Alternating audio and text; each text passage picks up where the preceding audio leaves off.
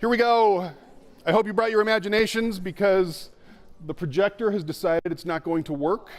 So they're bringing another projector at some point, and we may switch to the PowerPoint. But in the meantime, imagine in your mind that initial blue slide, something that says, what is the name of my presentation? Dang it. We're talking about feedback, but from a unique perspective of, I'm calling it Feedforward, and it's not a unique concept to me. It's something that I've come across in trying to figure out how to improve my feedback. And this presentation essentially comes from a couple of experiences that I had, a few. Winter semester, my mid-semester student evaluations were the worst that I've ever received. And I couldn't figure out why. And I read through the comments and started to notice a pattern of students saying that I could give more feedback, and that I kept saying I was attaching things and I never attached them. I teach a writing class, a business writing class, and so I use Microsoft Word and the comment features in there quite a bit, and then attach their work after. And so my students weren't getting that. No one had ever emailed me and said, hey, you said you were attaching something and you never attached it. But in the evaluations, they let me know there. So I realized my students were not, in fact, seeing all of the hours and hours of feedback that I was leaving. I also, winter semester, started using Loom. It's a video tool, screencasting tool hooked into Chrome. I really like it. One of the things that it allows you to do is to see when students view your video. So if you've left them video feedback, it will send you an email that says, so-and-so has now viewed this video feedback. So I did that for an assignment in week 3 of the class. And by week 6, 60% of my students had not yet viewed the video, which was crushing. Like, you know how long it takes to make a video of somebody's writing and go through everything and then switch to the next one and do all of that stuff, pull up the next one. So I realized I had a problem, and I started just hammering away at how to find feedback, that my students weren't finding feedback. What I learned in that process, if you've spent any time in the community, looking about where you should leave feedback, where the best place is, there have been all kinds of discussions. I looked this week, and they've taken down some of them. But at one point, there was this graphic up there, and it had arrows pointing like 50 different ways of here's where you can leave feedback, and here's where students can find feedback. And if you leave quiz feedback by question, it's here, but not here. And it was just insane. I looked at it, and I literally laughed. I was like, are you kidding me? The most important thing that we do as instructors is leave feedback, and it is the hardest thing for students to find. So I was going to start, I may still be able to start, by showing you some things that I've learned just about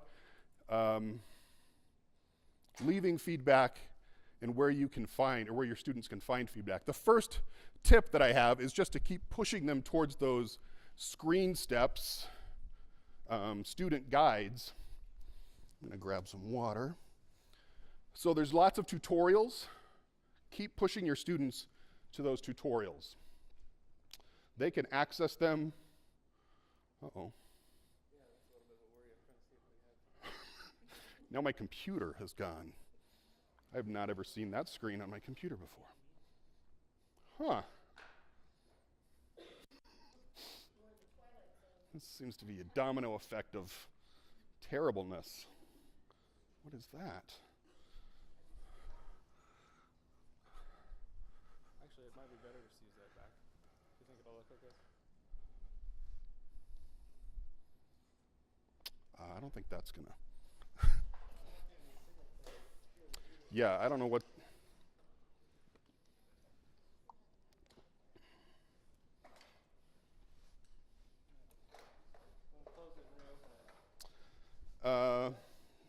Sure. All right, let me try to keep going. Now I can't even see my PowerPoint. Wow. And I got to be honest, I had a migraine yesterday. My head feels like I'm wearing a mascot head. Like I have a head that's about 4 feet too big. So we'll see through the fog if I can remember what was next. Finding feedback for your students. First, push them to those screen steps live.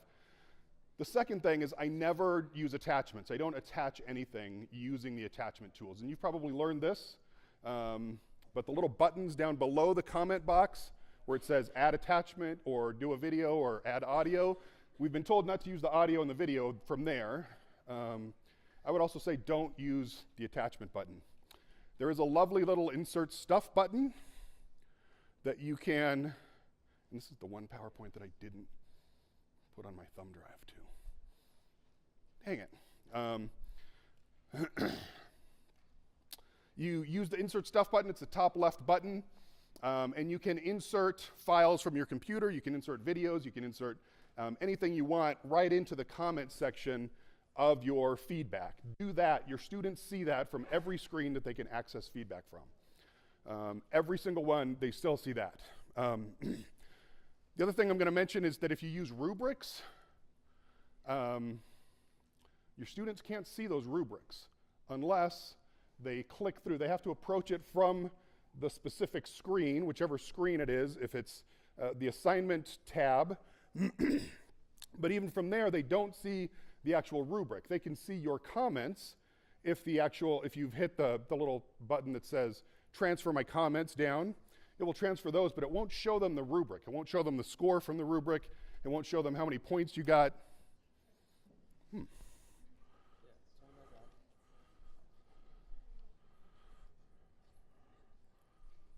Oh, we're all the way back at the beginning. That's going to take it a while.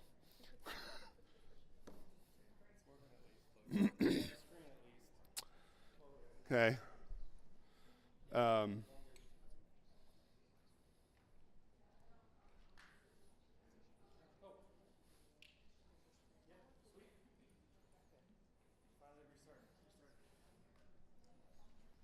All right. Yes. The boxes that say whole group feedback right at the top, is that something you would use, or is that? So you're talking whole group in a I remember exactly which screen you see it on, but on one screen there's a box for feedback that says whole group visible, Right. I think I only see that on discussion boards, and I think it does work for discussion boards. But you have to, again, here's the thing.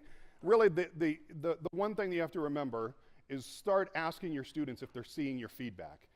Once I started doing that, I was surprised how many of my students kept telling me, no, I've never seen a rubric. No, I haven't seen any attachments from you.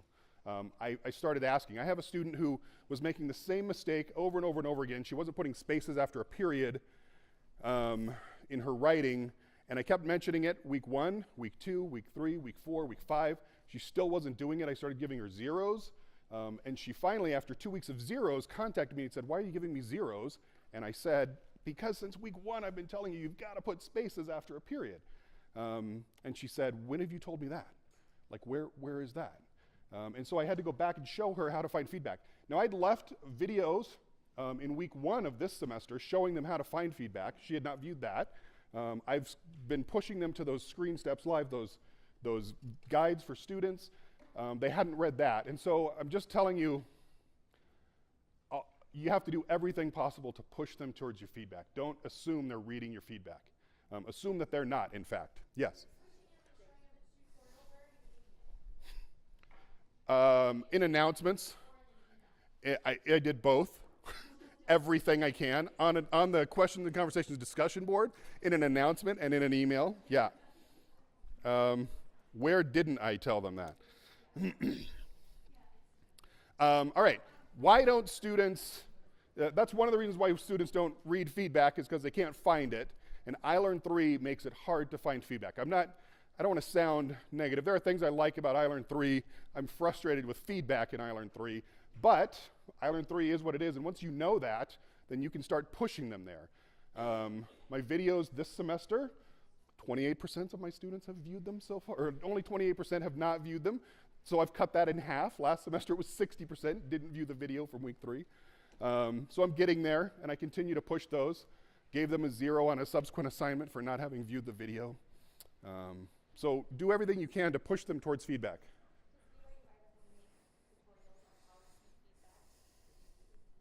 Yes. Yes, there's lots of stuff out there. There is lots of information. It is just hard to find feedback.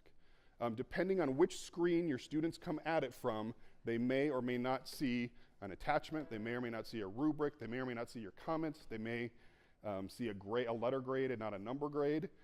There's just lots of different ways for them to see the feedback. Yeah, Rebecca.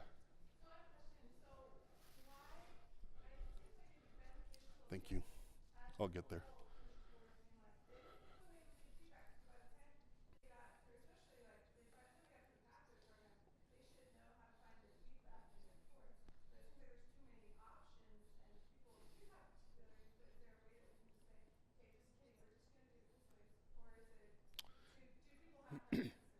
Yeah, so here's the problem. And this comment is still up from Dave Ashby. I don't see Dave here. So he's been on there a lot. He's talked about this a ton. It is frustrating for them beyond belief. Trust me, it's not something that they're not aware of and that they wouldn't love to get changed. And they talk to the vendor about it all the time. At least that's my impression. So they started out, they did some videos and they said, this is where we're going to leave feedback. And this is where students are going to find feedback. Because I teach an upper division, it's B320. I'm teaching an upper division business writing class. These students should have seen feedback. I shudder to think how long they've not been seeing feedback. But what happens is courses are so different. And although it may not always feel like it, if you're an instructor, online learning really tries not to tell you how to do your job. I know it doesn't feel like that. I know you have 2 evaluations a semester, and it seems like somebody's always telling you what to do. They really don't want to micromanage your teaching. And so there are some reasons why someone might want to grade using a particular tool that I would never use. And so they want to give them the freedom to do that. But with that freedom comes the obligation to make sure that you're pointing your students toward that feedback. Go in, don't just use the little view as a student thing, which you can do at the top. Go in their class list and create a test student, and then go in and impersonate that test student.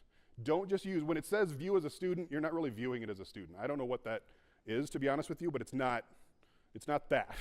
Maybe you're viewing some things as a student, but you're not viewing your course as a student. Create a test student, go in and impersonate that test student in your class list, and then go look at what happens when you leave yourself feedback. So then you have to go back out as an instructor, leave yourself some feedback as a student, and then go back in as a student and see where that feedback is and which screen you can see it from. I've done that several times, and I've created videos for my students as I've done that to show them where to go find the feedback. So you can leave feedback in lots of different ways. I am not here to tell you how to leave feedback specifically, and there's not, I would love it, Rebecca, if I were in charge, I'd probably do what you're saying. I would be pushing everybody, this is what you're gonna do. This is how we're all gonna leave feedback so that when students get out of pathway, they know where to find feedback. But, like I said, for lots of reasons, and they're good reasons, that's not what we're doing. So you need to make sure that however you're leaving feedback, you go in and see, as a test student, how students can see that feedback and then show them that. Yes, Heather.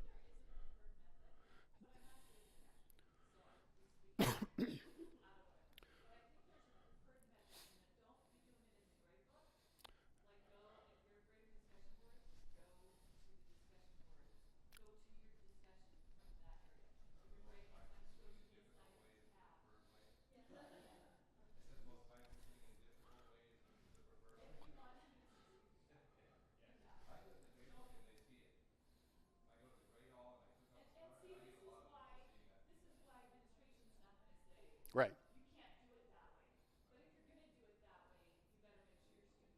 Right. You can leave it how you want to leave it, but you better go in and see how students can find it and then tell them how to find it, and tell them and email them and put it in an announcement and then leave it at the end of your feedback and remind them, because they'll forget. They'll go 2 weeks without viewing feedback. I'm amazed how many of my good students go weeks without viewing feedback. It takes them 2 weeks to go see something because I'm asking now. Tell me when you get this. 2 weeks later, they get it. But they also complain if they don't get feedback within 3 or 4 days from you. Yes?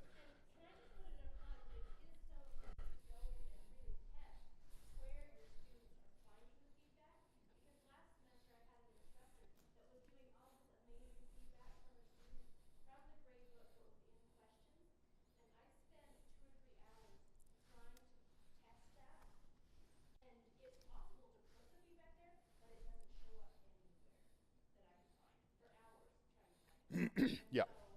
There are places within iLearn that if you put feedback, the students will not see it. Yeah, I believe that to be true, unfortunately. And Heather, I think you're right. I thought there was stronger best practice advice. It's disappeared. It is no longer there. And what is there is I actually had it up here with Dave's lovely picture. He makes 5 points of why we're not going to tell you where to leave feedback. And I was like, oh, that's disappointing. They do. They totally understand. Actually, Dave Ashby knows. He could tell you. You leave feedback here. He knows that crazy Los Angeles freeway system graph that they gave us. He knows that, but your students don't. Whatever you're going to do, show them where you're leaving your feedback. And again, push them to the student guides. They're right there in iLearn. Let's see what other slides we missed. Nope. All right. This is just all the reasons people don't look at feedback. Use the insert stuff button. This is what I told you, that little button on the top. This is an earlier one from Dave Ashby. He said avoid using those tools. I would say avoid using all 3 of those tools on the bottom. Even the add a file tool doesn't work. Here's what I do for my feedback now. This is not a best practice. This is not something administration is telling you to do. This is what I do because I don't want to get crushed again on, it's not just for student advisors. I don't want to spend hours, this is really it, I don't want to spend hours leaving feedback that no one ever reads. So I attach all of my documents within the actual comment box. So that link down there is live. It takes them to the paper that I've uploaded here. I use the insert stuff button on the left to do that. You can insert all kinds of stuff, including Word documents that you've downloaded and then have uploaded. And you can also see what I've done. I have recreated the rubrics in my class. I don't know if I'm allowed to do that, but I'm the OCR this semester as well. And so I'm doing it. I'm trying it out. And I've just essentially recreated the rubric because I've asked several students, tell me if you can see the rubric, or I've left rubric feedback for you, tell me if you can see the rubric. No one yet has told me they've found the rubric. I've got in as a student and I've found it, I know how to find it, and I know how to, and I've showed them, but they don't do it. They have to make 2 more clicks from this in order to find the rubric. But my comments from the rubric are here, but the rubric is someplace else. To see the actual number next to the rubric item. So I'm just cutting and pasting a rubric into my comment box. And then this is framed feedback.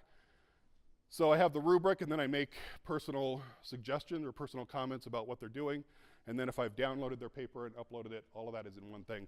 They can see this as near as I can tell from every screen that they can access feedback from, if you're leaving assignment feedback. Again, as long as it's in the box, they can see that box. Yep, from my grades and from user progress. So if you're touching a Word document from the insert stuff, it'll come up as a link. I retitled this. I don't know why. I'm like, why did they take time to retitle this? But I did. Yeah, it just comes up as their whatever they named it, or whatever you've named it as you upload it. Yep. It's beautiful. It's just like add a file. Takes the same amount of time, maybe less time, and it's right there. They can just click on it. Yes.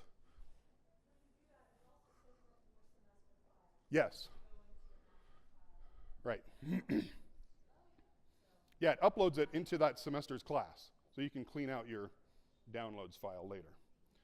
All right, we've spent more time on that than we should have. It is good information. So again, you can leave feedback in many ways.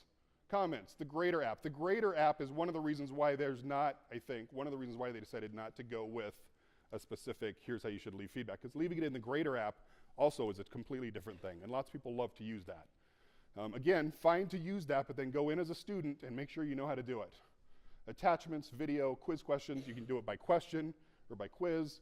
The discussion board rubrics, those are a whole nother ballgame. Within discussion boards, there's a way to leave feedback for everybody in that particular discussion board group. That does work, but again, you've got to show them how to find that. You can use Turnitin. How many of you have Turnitin in your courses? Anybody? So we use that fairly extensively. There's a markup thing within Turnitin that I love to grade from. My students weren't finding any of that feedback. And I showed them and showed them and showed them, and they still weren't finding it, and so I stopped grading from Turnitin, which is frustrating because it's a really easy way to grade the markup feature. But you could do that. And there's different ways for your students to find your feedback. And again, here's the overarching point I'm going to make. I cannot tell you all the things whereby you may leave feedback, for there are diverse ways and means, even so that I cannot number them. But this much I can tell you: if you do not tell your students how to find feedback, and show your students how to find feedback, and remind them that you're leaving feedback, and show them again the student guides on how to find feedback, even until the end of the semester. Don't assume that you've done it in week 1 and 2 and you're done. You have to keep doing it. So there you go.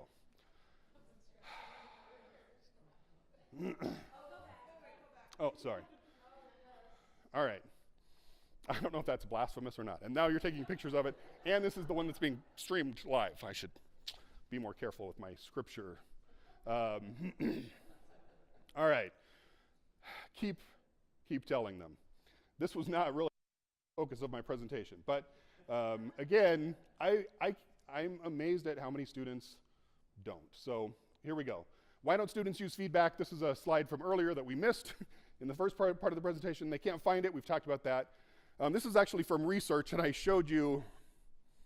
show you. There's the research that I took this from. I have citations. If anybody wants the PowerPoint, I can make sure that we get that. But they don't spend time reading it. 39% of students in one study indicated they spend less than 5 minutes reading feedback. That was in an advanced writing class, where they should be spending more time than that. They just glance at it. Students get notification that you've graded something up in the little notifications button bar.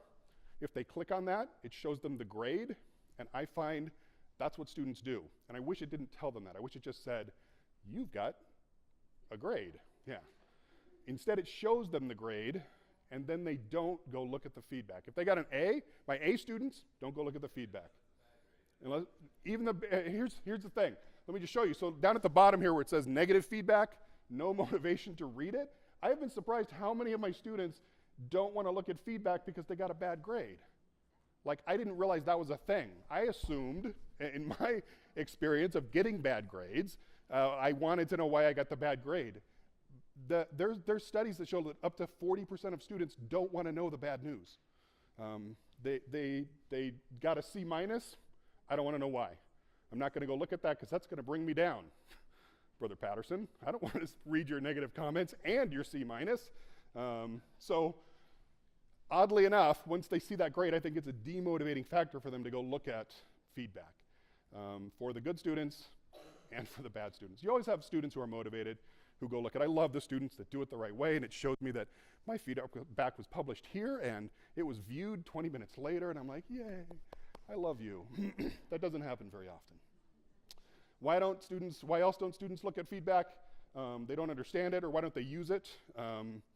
It's inconsistent with feedback they've received in other courses. In my course, we start off going through resumes, and I've been finding more and more resistance from students who have gone through their resumes in other courses, and they're like, no, I don't want to listen to you because the last professor told me to do this, and so I'm not going to pay attention to what you're saying now. They aren't interested in learning from feedback. Again, if they received an acceptable grade, they're not interested in the feedback. They assume if they just do the same stuff that they've been doing, they'll be fine. So your students that are happy with a B, and they see that little notification that they got a B, they're not going to read your feedback. You have to do everything you can to let them know you're leaving feedback. And I have even started this semester guilting them into looking at feedback. I'm spending hours. I spent 9 hours this last week grading your work. It was fabulous. I loved it. Please go read what I had to say. I wrote something to all of you. Please go read it. So anything you can do to get them to go and look. So let's look at a couple of these. We all know feedback has to be timely.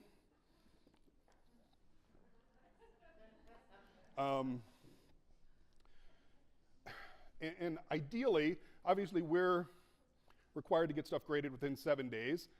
I have really found in my class that if I can stick to what my goal always is, to have it graded by, most of our stuff is turned in on Saturday. By Tuesday, if I can get stuff graded by Tuesday, my students are much more likely to read it. If they turn something in and I don't grade it until Friday, that sits longer. I find that even my good students don't look at that. They've already moved on. So within 7 days, but really it's as fast as you can possibly get them some feedback, the more likely they are to read it. I like analogies. I think our feedback is like the sun. I debated a long time. Is it more like manure or, that was not a good analogy, or water? It's more like the sun. I think it's more like the sun. They need it in order to grow, but we can also do some damage with our feedback. Here's a learning experience for me, again from last semester, which apparently was a rougher semester than I knew at the time.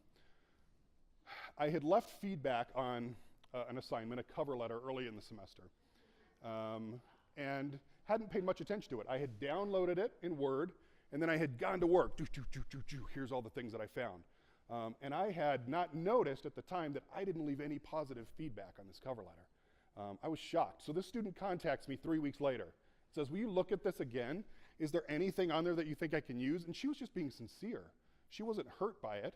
She was being nice. But I went back and looked, and I was like, what in the world was I thinking? How could I have done this to this poor person? I left nothing but, you need a comma here, this doesn't make any sense, this is an awkward sentence, you've got a run on here. I was leaving her all kinds of stuff.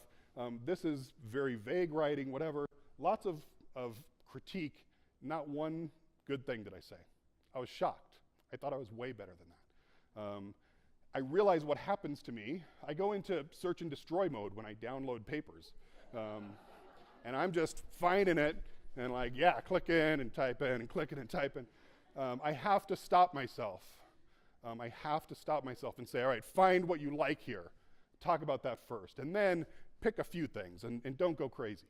I really have to fight that urge to just be an editor and instead of an instructor. And if I remember why I'm giving feedback, that's easy to do. But I literally have to stop myself and do something good, find what I like before that. President Gilbert mentioned yesterday, just a kind of an offhand comment before he got into the 4 types of students. How do we he talked about feedback being something to be feared. And we need to make sure that our feedback isn't something to be feared, but is truly something that lifts. So think for a minute. Imagine you're sitting down to grade. What's your focus, honestly, when you're sitting down to grade most of the time? What was that? The end. How many do I have? And you're watching the little number go down. 27. 5 of 32. Oh. This is going to be a long night. It's only 10:30. What's happening? I am guilty of that. I have to, again, stop myself every time. After I'd been teaching, I don't know why it took me this long, after I'd been teaching about 3 semesters here, somebody said that they prayed every time before they started to grade. And I thought, oh, wow, I should do that. I never do that. And I started stopping and saying a prayer each grading session.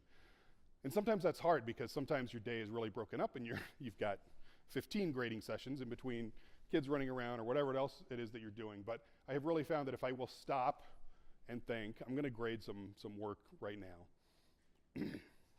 And I'm going to communicate to some students, and I don't know their struggles, and I don't know what they're going through, and I don't know what they put into this. I don't know a lot of things. I don't know more things than what I know. And please don't let me say anything I shouldn't say here, and please let me say the right stuff. And as I've done that, I find that I am better able to stop and pause and focus on what it is that I ought to be focusing on when I'm leaving feedback instead of I'm at 5 of number 32. So to help us focus, my idea, what I decided that I liked about feedback, and I made this my goal this semester, was to give feedback that was forward-looking, that it was feeding them forward. I found that I was not just trying to get through grading, but I was oftentimes just trying to tell them what they'd done wrong and mention a good thing. Hey, I really loved the energy in your first paragraph, and you could fix these things here. It was good feedback. It was telling them what they'd done wrong, what they could do to improve that particular paper, and that was it. But that particular paper is done and gone. They don't have to do another cover letter for my class. They don't have to do another executive summary. They don't have to do another white paper but they do have to do the next assignment. And really, that's what I ought to be focusing on, is what I realized. And so I started focusing on, I went through and I mapped out my course, and I tried to make connections between assignments, where they could learn a skill in a particular assignment where students were doing something well or not well, and that would be applicable in another assignment that was coming up. And I started pointing them to that. So looking forward to giving feedback that was forward-looking changed the way that I've given feedback this semester. In my mind, there are these three key components, and this isn't, again, as Rob Eaton said, this isn't canonized. I made this up, borrowing heavily from growth mindset. Lindsay Larson-Call gave a great presentation years ago that changed the way I do feedback. If you don't know about growth mindset and Carol Dweck, look up some of that. But it focuses on process and task rather than the person, and I'll show you an example of that. It's forward-looking, so you're looking to future assignments or even beyond, like what it is, why they're taking this class. They're not taking this class to be able to get an A on assignment in week 10. They're taking your class for whatever it is it's going to get them in life. And then feedback that forward feeds. It was late. I'm just trying to say, give them a heads up in your announcements of what they're going to be doing. So it's feedback that they get before they ever even do the assignment. That's what I'm trying to say with number 3 there, but I don't even know what that means anymore. All right. So the first point, focusing on process and tasks rather than the person. And this is the whole growth mindset philosophy. And again, great article by Lindsay Larson-Call after she gave the presentation. She also did an article that was in Perspective magazine in winter of 2014. I highly recommend it. It's a great introduction to this idea and this concept, which I was fairly resistant to because I was an English major, and I was an English major in college because I had a high school teacher who told me I was a great writer. Like, that's the feedback I got from her. So it motivated me to keep going. But I don't know, I could have been a computer, I could be rich. I could have gone to do something other than English if my math teacher had told me that. But you don't want to do that because it's demotivating. What they've found is study after study, it actually doesn't help the people that really are great writers, and it doesn't help those that aren't great writers. But if you are focusing on what they're doing, you've done great work supporting your argument with sources, telling them why, you have to be more precise. It's a little bit harder, but it goes a lot farther, that type of feedback. So you've got trait compliments, that's the telling the people that they're smart type of feedback, or process compliments. That's really what you want to do. And this is titled compliments, but really you could say feedback, and there is negative feedback as well that can be done this way. And the danger is that, again, down there at the bottom where it says effect on behavior, if you tell people you're a really great writer, they tend to avoid challenges. They want to protect that. They want to be a really great writer. They won't take chances in the future. They'll put in less effort, less endurance. They become defensive when they begin to fail because they think, oh, maybe I'm not a great writer. Whereas if you've been praising their process and the work that they're doing, the effort that they've put in, and how they've done something really well, then they know, oh, I did that well, I can do this next thing really well as well. So they're more likely to put in effort. All right. So here are some examples from actual feedback that I have left. So I can see the work that you put in here to find great sources and to formulate a solid argument. Again, focusing on the process, the task that they've performed. Your very best writing was in your middle paragraph where you showed me rather than told me what you accomplished in your last job and why you were promoted. And then can you see a way to make your third paragraph more like that second great paragraph? So again, trying to praise what they've done well, the process, the work that they've put in, and then looking forward. How could they, even on this assignment, how could they make this better? And they're not going to get back to you. Not all of your students are going to take that little prompt. But I've had students say, you know what, I did. I liked that question, and I went back and I looked at that third paragraph, and I've redrafted it. Will you take a look at this? Negative feedback you can also leave using growth mindset feedback. I always emphasize, it seems like, oh, the two that I picked have yet. I use yet a lot with that. Because I want them to know that just because they haven't done it yet doesn't mean that they're not going to get this. They are going to get this. You haven't quite grasped what we're looking for with qualifiers, but you aren't alone, all right? The whole class is confused about what a qualifier is. I know you can master this. Here's a screencast I've done that helps show a quick way to identify qualifiers and reservations. You've given me some good points here. Your argument isn't quite there yet. And then asking them, can you see anything you might add if you were trying to convince a friend that? So just thinking of something. And these become framed feedback. Don't think that you have to spend hours and hours and hours doing this. You end up with, once you've seen enough of these, you end up with, I copy and paste into Word, and I keep kind of this data bank of frames that I can use and post into other feedback when I continue to see the same stuff. All right. Here's an example, again, of growth mindset feedback. And then here is a not so great example. And it's not as specific. I'm not praising Ben, again, because this is bad feedback, but this is what we tend to do a lot of times. We're just justifying the grade, and that is the same thing. That's the same, it's not promoting any type of a growth mindset, and our purpose, we're not thinking about our purpose in giving feedback. The purpose in giving that feedback on the right is to justify the grade. And really that doesn't help the student. It helps them know that they can't argue with you about their grade, maybe. But it doesn't really help them to know. I assumed that my students would know, well, I've taken 5 points off here because this was difficult to follow, that Ben would then know, oh, in the future I need to write stuff that's easier to follow, and then he won't take 5 points off. But students don't do that. I'm finding more and more and more, and the research that I'm looking at seems to say that students don't make that connection. They go, oh, dang, I missed those 5 points, and now I can't argue with them about it because he told me. Although I've been very vague here. This is not even good. This is not even good vague feedback. Good thing this is all.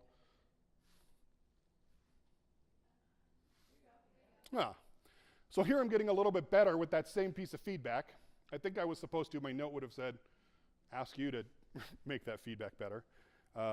Ben, you've not given me any headings or bullet points, and I couldn't follow this, so I've deducted 5 points, but I'm still doing the same thing.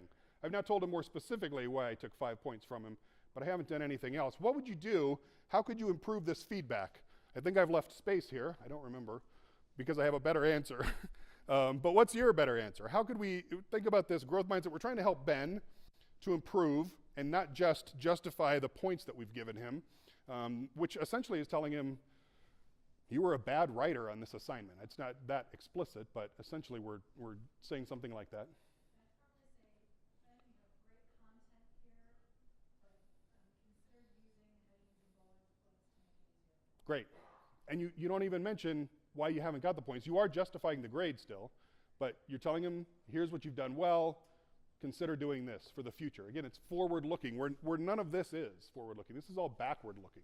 Yeah, Stacy. The phrase that I find myself using over and over is, for next time, remember to. Yeah, beautiful. Write that down. For next time, remember to. Yes? Another one that I have found I use quite often, or I learn to use quite often. When you get in the professional world, you're going to need to know A, B, C. So I love that. I love that because, again, we're not just preparing them for week 10 of the semester, we're preparing them for the real world. When you get out there, this is going to happen. So again, you're pointing them forward, always pointing them forward. Someone else had a hand up. Tori. This is a great opportunity to maybe refer back to record to tutorials or lessons. Yep. You'll say, we learned a little bit about this, we'll learn more about this in the next unit. Right. Organizational. Talk a little bit about framework organization, talk more about the bigger picture in the next. Right.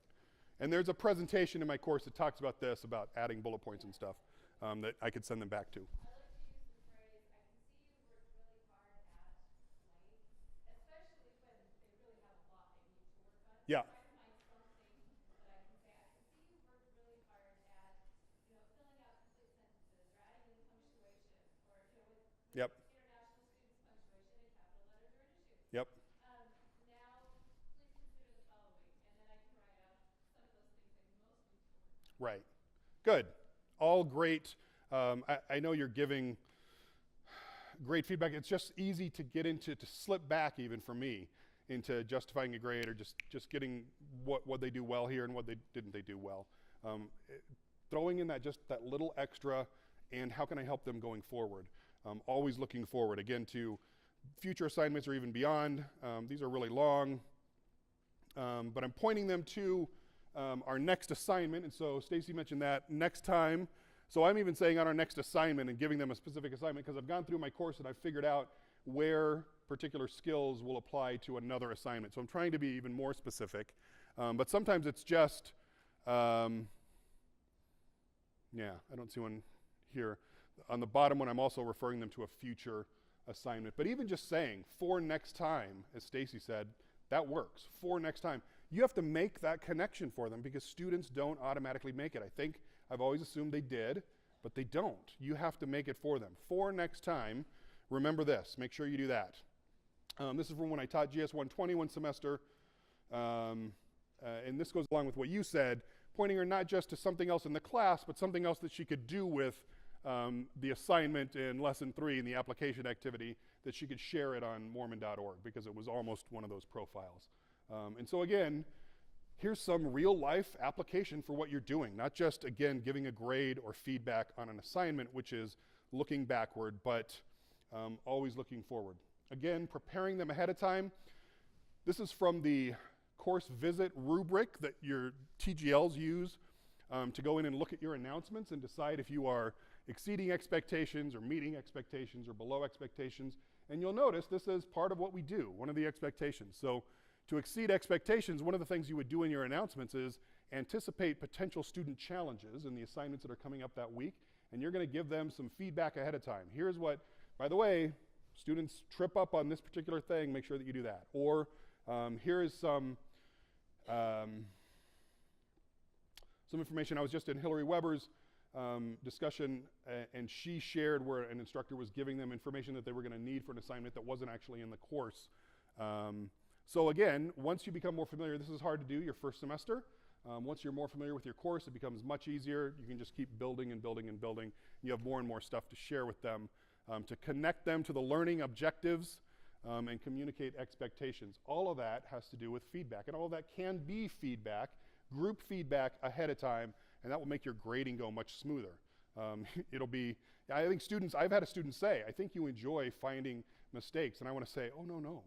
What I enjoy is going, oh, I don't have to click anything here, and I can say, I loved this, and maybe mention 2 things, and move on to the next one. That's much faster than 15 minutes of going through your document and finding all the issues. All right, 3 minutes left. President Gilbert yesterday asked you to think about the students that you struggle with. Who is it? Is it the doubters, the misplaced zeal, the happy as I am, the basic survivor? How can you more effectively lift that person where they need to go?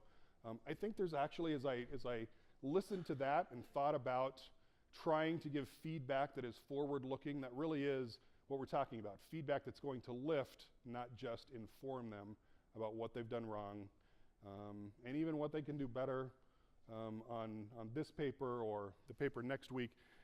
Are we really, as we sit down to grade, focused on 5 of 25, or can we stop and hopefully remember that we're trying to lift those students?